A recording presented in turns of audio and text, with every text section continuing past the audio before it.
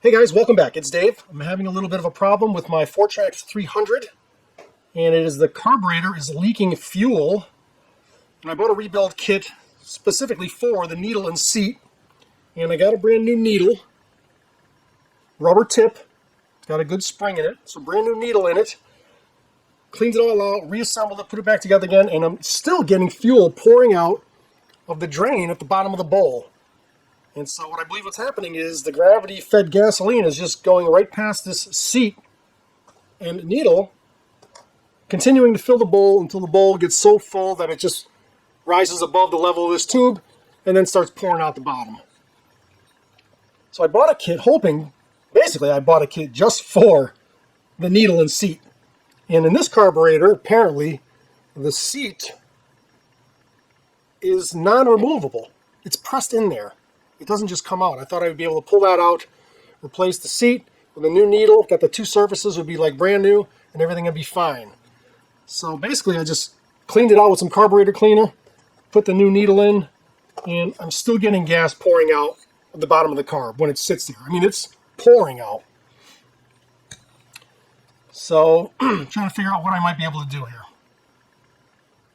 So I've done some research. I'm trying to figure out how to get this seat out of here. It's pressed in. It won't just lift out. It won't just pull out. It's pressed in, so it has to be physically removed, which can be difficult.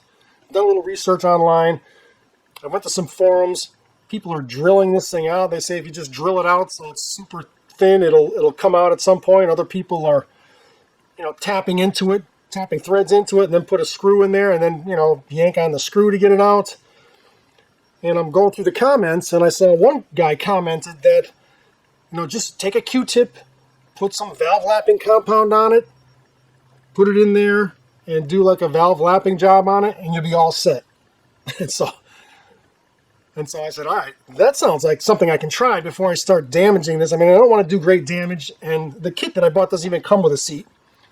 So I'm going to try this little idea with a Q-tip and something.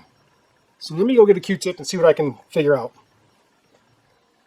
Okay, so I've got a few Q-tips here, and I'm going to try to see if I can work this seat better. I mean, if you look in there, I cleaned it with carb cleaner and compressed air. I mean, it's dirty in there.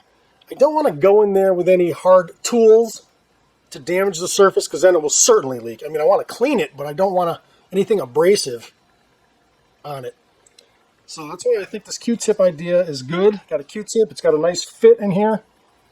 I don't know about the valve lapping compound. It seems a little aggressive. So what I'm going to try is I've got some of this metal polish. I've had this for years. I'm almost out of it. It's amazing metal polish and more. So I'm going to try using this. Put some on a Q-tip. And I think I'm going to hook this to a drill. Dip it with some polish. Stick it in there with the drill. Clean it. And see if I can get it looking better than that. If I can get that polished up nice and clean, and the needle will slide in and out of it, no problems, and the mating surface will be nice and clean, perhaps that will stop the oil or the fuel leakage.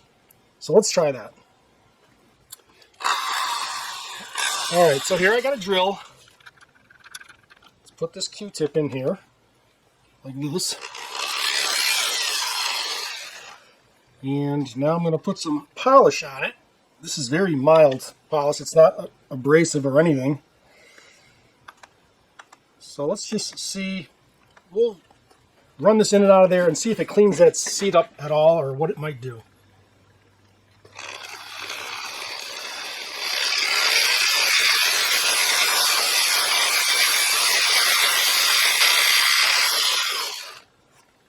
All right, it's turning black. That's good. Let me get a new Q-tip in here.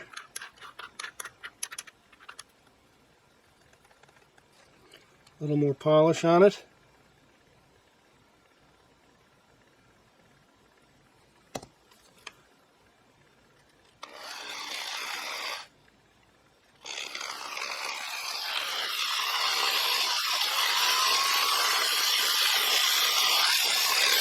Kind of cleaning the side walls, and I'm gently pushing to the bottom to get the seat surface nice and clean.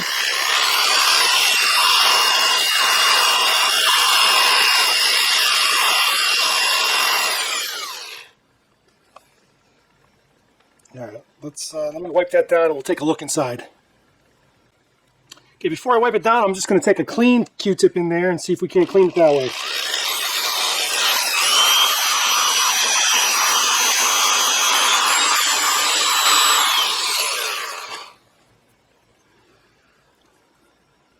Just take a look in there. That looks great. Actually, I'm impressed. Very surprised.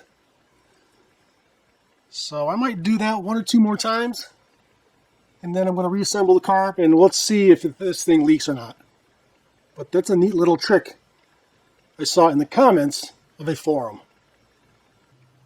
And there's one final look after I sprayed some carb cleaner through it and blew some compressed air through it to get it all nice and dry. But that is impressive. Alright, let's put this thing back together again. Hook up the tank, turn the gas on, see what happens.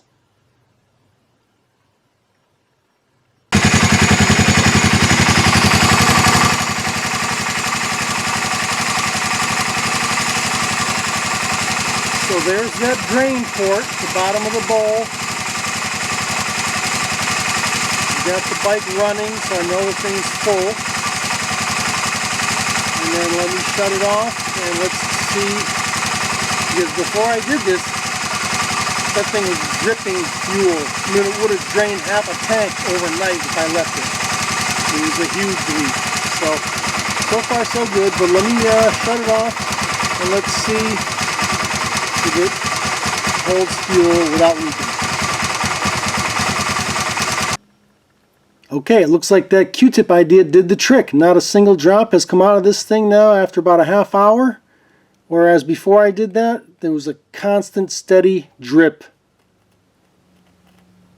So I'm glad I found that little idea. Glad to pass it on to you. Hopefully, you could use it.